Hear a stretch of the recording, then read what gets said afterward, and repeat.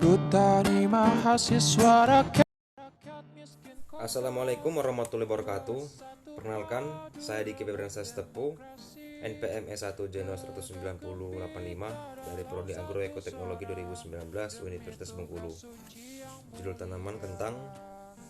Langsung saja, tanaman kentang asalnya dari Amerika Selatan, telah dibudidayakan oleh penduduk di sana sejak ribuan tahun silam. Tanaman ini merupakan herba, tanaman pendek tidak berkayu, semusim dan menyukai iklim yang sejuk. Di daerah tropis, cocok ditanam di dataran tinggi. Menurut sejarahnya, kentang berasal dari lembah-lembah dataran tinggi di Chili, Peru, dan Meksiko. Jenis tersebut diperkenalkan bangsa Spanyol dari Peru ke Eropa sejak tahun 1565. Semenjak itulah, kentang menyebar ke negara-negara lain termasuk Indonesia pada saat ini. Menurut catatan awal Indonesia, tumbuhan ini mulai ada semenjak tahun 1794 dimulai dengan penanaman di sekitar Cimahi. Semenjak itu kentang dapat ditemui pula di Priangan dan Gunung Tengger pada tahun 1812. Dan kentang sudah dikenal dan dijual di Kedu. Sedangkan di Sumatera, tumbuhan ini dikenal setahun sebelumnya pada tahun 1811. Kentang tumbuh di pegunungan dengan ketinggian antara 1000 sampai 2000 di atas permukaan laut pada tanah humus dan tanah bekas letusan gunung berapi yang berstruktur ramah lebih disukai. Kentang atau bisa disebut juga Solanum tuberosum L termasuk famili Solanaceae dan merupakan salah satu komoditas sayuran yang baik dan yang banyak mendatangkan keuntungan bagi petani. Mempunyai dampak baik dalam pemasaran dan ekspornya, tidak mudah rusak seperti sayuran lain, dan merupakan sumber kalori, protein, dan juga vitamin. Klasifikasi ilmiah dari tanaman kentang, langsung masuk dalam kerajaannya. Dia berasal dari Plantae.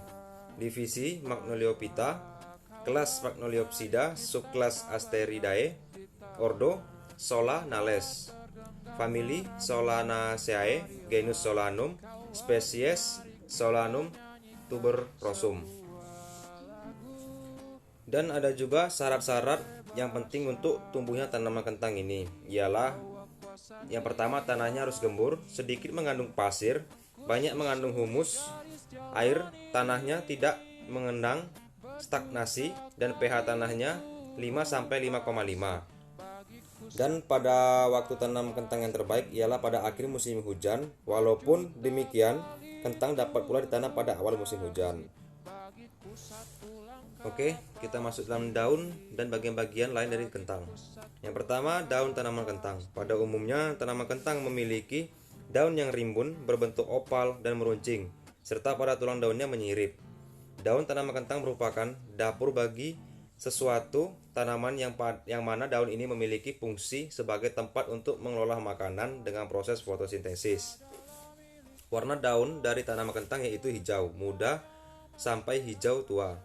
Bahkan ada juga yang abu-abu atau merah dengan permukaan bawah daun membentuk bulu. Yang selanjutnya, bagian dari batang tanaman kentang. Tanaman kentang memiliki pengertian batang yang berbentuk segi empat ataupun segi lima dengan tekstur yang agak keras dan berwarna hijau tua dengan pigmen ungu. Batang dari tanaman kentang biasanya berdiameter cukup kecil dengan panjang hanya sekitar 50 sampai 120 cm. Dan memiliki tipe batang dalam bentuk tegak, menjalar, menyebar. Pada bagian batangnya terdapat rongga. Dan tidak berkayu. Kecuali jika sudah tua, maka pada bagian batang bawah akan berubah menjadi kayu. Selanjutnya, bunga tanaman kentang. Pengertian bunga ini pada kentang memiliki ukuran yang cukup kecil dengan warna cerah, yaitu kadang berwarna merah, ungu, dan juga putih. Dari bunga umbi jalar, ini dapat menghasilkan buah yang berwarna hijau, merah, kuning, putih, atau hijau keputihan, berlendir, dan terdapat kulit buah. Buah dari umbi jalar biasanya mengandung solanum yang merupakan senyawa dengan kandungan racun cukup tinggi, sehingga tidak dianjurkan untuk dikonsumsi. Yang selanjutnya, pada akar tanaman kentang. Akar dari tanaman kentang umumnya menjalar dan memiliki ukuran yang kecil dan halus. Akar dari tanaman ini memiliki warna agak putih serta mampu masuk ke dalam tanah sampai dengan kedalaman 45 cm.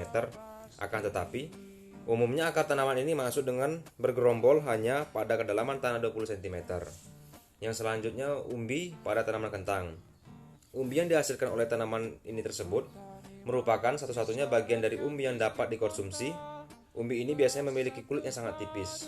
Ketebalan dan kulit umbinya dipengaruhi oleh jenis varietas dan juga kondisi lingkungan.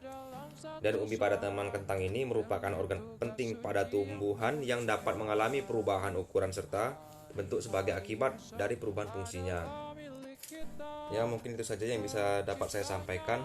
Jika ada yang kurang atau ada kesalahan pembicaraan, saya mohon maaf. Kepada Tuhan saya mohon ampun.